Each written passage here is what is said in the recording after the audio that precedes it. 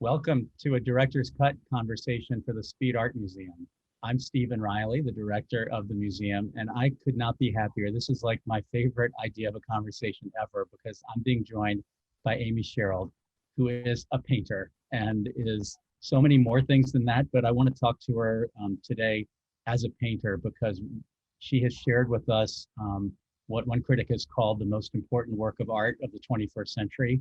And here you see it next to me. It's a portrait of Breonna Taylor, who was killed in her home in Louisville on March 13th of last year in a horribly botched police raid on her house. If you're confused, I'm not in our galleries where the portrait's being displayed right now, but I wanted it to be in front of viewers while I ask Amy about it. And I'm in front of a green screen in the museum offices. But Amy, thank you so much. There's so many side stories to this, but I wanted to have one kind of moment now to just talk to you as a painter and about this as a painting. It's such a beautiful painting. Thank you. And I just want to I'm not a painter. I'm not I studied art history, who didn't get a degree, but I am spending a lot of time with this painting. And I just want to ask you first, the appearance of your paintings in a portrait like this they don't appear to be thickly painted.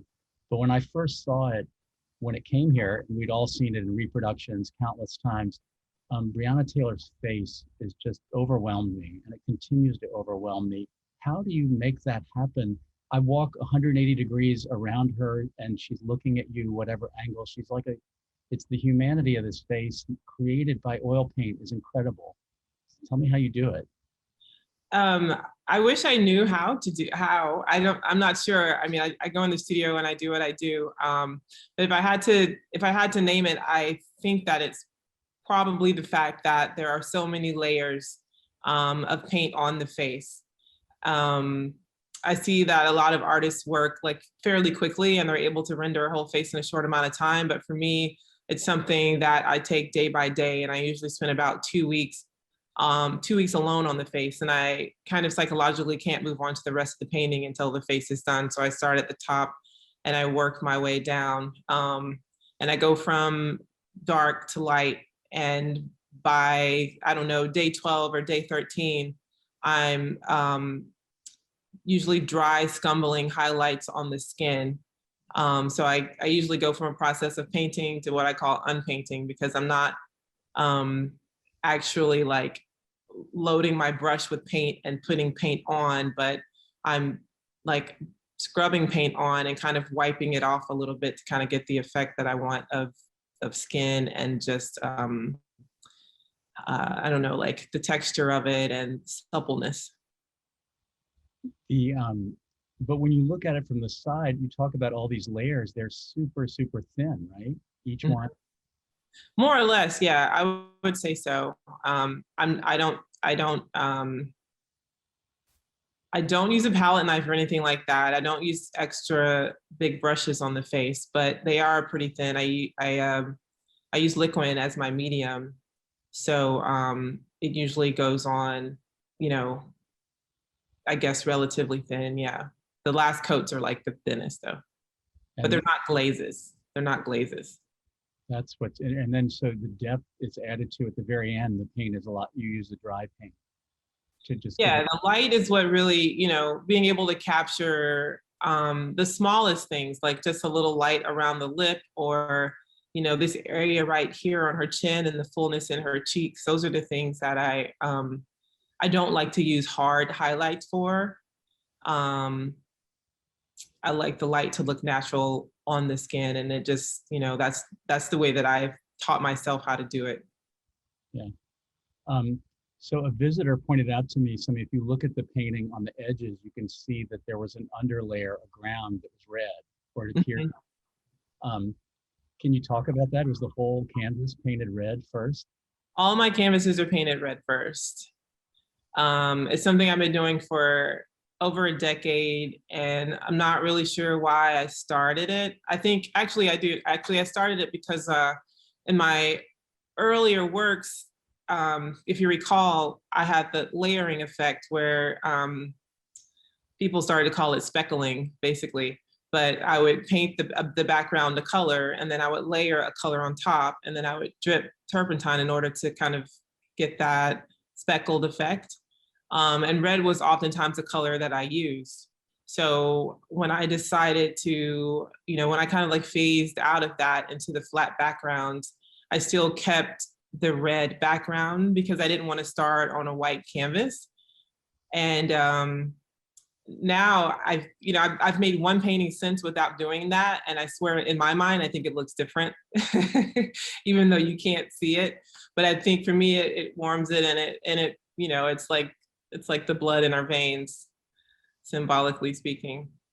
And I was wondering if you found if in particular it had effect on skin tones or the feeling of you paint a lot of flesh, right? Yeah, it may in the beginning, but what usually has the effect on the skin tones is the color of the background, because I paint the figure on the color of the background. So in the beginning, if it's like, a weird color like yellow, then the skin can start to look a little green until I get into that 5th and 6th layer. But we all have natural undertones in our skin, so I just kind of like let that happen, because I know I'm going to paint it enough that it's going to lose the, if it's pink or if it's green or like blue, it's going to lose that a little bit, but it still gives it, it still makes it so that every single gray is like kind of a different gray for the skin tones. Does the red, did you find with this painting, the red had any effect? The painting, the turquoise color, just throbs. It kind of bounces off of the canvas in this painting, and it's partly the setting, where Allison Glenn, our curator, placed it at the end of this long perspective. But the painting just bounces off the wall. Does the red help that, or is it just the intensity of the way you painted the turquoise? I want to say it's the turquoise, because when I made the decision to make everything the same color, I just said, okay, great, it's going to be turquoise. So I mixed a turquoise color and I started to paint it. And I'm like, this isn't special. Like, this turquoise is not a special color. And there's some things that I can't explain. I can't put it into words, but I had to go back, and I spent probably 2 days like trying to mix the dress, because the background color was easy enough, but getting that dress to kind of glow the way that it does wasn't, I couldn't just use a regular turquoise color. So it was it's the hardest I've ever worked to mix a color. Actually, I feel like I should probably tube it, because I don't know if I can do it again. But it's something, and I didn't use white. I think that's one thing that I decided to take away, was not to use white, because it tends to flatten things out. So I use an Old Holland yellow light. I usually use that in place of white in a lot of my colors, because it's like the palest of yellows. And it really just kind of gives everything a glow. And then the right balance of blues. And then finally I found something that just kind of worked. It was hard. It really was hard. It does work. Somebody told me, and I don't know if it's true, that in the illustrated manuscripts of medieval times, which have those glowing colors in those old Bibles and books, that they also used a red ground with the blue, those intense blues on top. And so it made me wonder if that impacted that glow. Yeah, I learned about that later on. I was one of those people that was kind of like asleep in art history class, so they probably they probably mentioned that, but I've probably been up late the night before doing something else and I missed it. But I mean, colors live. They live their own life in a painting. No matter how many layers or color they're covered with, they still offer something to a work. And so I do believe that, because I do think that the painting that I decided to skip it on, I think it looks grayer, and I think it looks duller, and like there's just things that I look at it and nobody else would see that but me, but I really do think it brings a vibrance to it, that that makes the work special. It's art. It's kind of magic at the end of the day, right? It is. To me, it is magical. It's something that, you have to talk about, like how you work, but there's a lot of things that are intuitive that it's really difficult to put words to. And I know that it's happening. And when I step back, I see what happened, but I feel like there's like some outside force that's like, call it what you want, but there's something, you're tapping into something when you're working, and being able to tap into that energy, and whether it be a model that's in front of me or whether it be Breonna's energy, from all the pictures that I studied from her, from, you know, the couple of videos that I saw that had her voice, where I was able to hear her laugh, like all those things kind of feed into the psychology of making the work. And I think that's what makes, you know, artists and painters that have the capacity to be conduits for that kind of energy. I think the work is really special, because I've seen paintings that are really well rendered, but they're flat and they're dead. And it's something that you might not see it unless you're looking at a painting side to side, but the painting is just not alive. And I always use Alice Neal as an example because she doesn't paint, you know, these hyper realistic paintings, but her figures are so alive because she knows how to transfer that energy from the subject into the work. Great point. Are there things in this painting that you tried out that we don't see, that you tried and didn't keep? No, this one I actually planned out to a T because of the time element. Yeah. So I have this exact image with probably like 14 or 15 different dress colors and 14 or 15 different background colors. A couple of different hairstyles. I was trying to figure that part of it out. But it's pretty much true to the photograph, except I made the splits a little bit asymmetrical, just to add some interest in that area. And I also exaggerated the movement of the dress on the right side, because I felt like it needed that. The wind was blowing when I photographed the model. It was like 5 minutes from a thunderstorm, and it actually started to rain when we were photographing. And so I would get a gust of wind and I would try to capture that because it was really, you know, I was like, it would be great if this painting could move, and if it wasn't, you know, if it wasn't still and it had the energy that portrayed her presence. What a great detail to know about the creation. You know, when I look at it, I think about, like, in our own museum at the Speed, I was looking at a painting from 1480 from Italy, and it was St. John the Baptist, and a very similar blue in the background. And I wondered, you know, it's been a tradition for painters for thousands of years to paint martyrs, right? And saints often. Did that tradition come into your mind? I mean, is Breonna Taylor's role as a martyr here and in the world, and think about the tradition of painting people who've lost their lives? Yeah, I did. You know, I went to Catholic school from kindergarten to 12th grade, so I always have pictures of saints in my mind, whether I want to or not. And so I did think about that. I did think about like the kind of religious affect of a painting like this. And I thought about justice. I thought about the Statue of Liberty. I don't know, there's so many kind of things that came into my mind of, you know, I thought about Joan of Arc, like women in these strong stances, a powerful stance that are offering up, you know, hope in a way.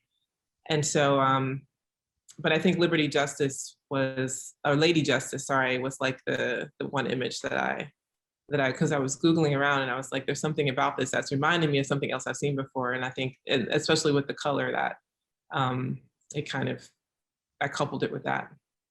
That's so interesting. So I'm gonna have to look now at like Lady Justice images. It's kind of like the Supreme Court, where it's like equal justice before. Yeah, it reminded me of that a little bit. It did, and like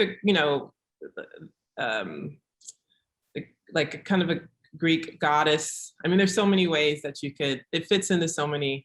It could fit into many different rooms in this museum at the Speed, you know. Yeah. But she stands alone. The robe, that's a great idea. Just the tradition of the robed female figure, right? A goddess of something, right? Liberty, justice, beauty. Yeah. So on the personal side, what was it actually you talked about? I know you were in contact with Tamika Palmer, Breonna's mother, and she sent you photos and videos. what is it literally like? I mean, it was so fresh and so recent. We were just in the end of May is when we really, sadly, first really learned about what had happened to Breonna Taylor in Louisville. And you were working on this like 6 weeks after that in July or June, July. Yeah, July. It was interesting because I didn't have a lot of time to internalize it. I reached out to her mother. I didn't want to make her mom feel like she was going to have homework, so I just texted her and it's like, just send me whatever you can. But I literally wanted her to send me like 1,200 photographs, but I was like, I can't ask her for that. So she sent me a few. It was interesting because I don't think I really felt the weight of it until the verdict was released. And in that moment, I felt like I finally got a chance to I don't know, like I felt like I was grieving that whole week, and I ended up having to, I was forced into what I call like emergency meditation, where it's like, I know I'm supposed to meditate, everybody should meditate, but it wasn't until that week that I had to release like the whole summer.